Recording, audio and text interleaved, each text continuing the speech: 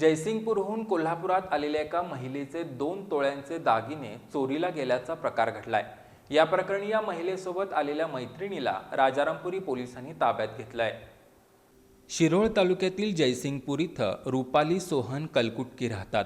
त्या त्यांची धरणगुत्ती इथं राहणारी मैत्रीण अश्विनी बाजीराव वायदंडे हिच्यासोबत कोल्हापुरात आल्या होत्या। या दरम्यान या दोघी एका ब्युटी पार्लरमध्ये गेल्या होत्या।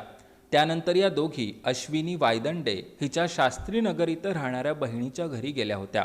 या दरम्यान रुपाली कलकुटकी यांच्या पर्समधील 14 ग्रॅम वजनाचं सोन्याचं मंगळसूत्र आणि 7 ग्रॅम वजनाची सोन्याची अंगठी असं सुमारे 2 तोळ्याचे दागिने चोरीला गेले।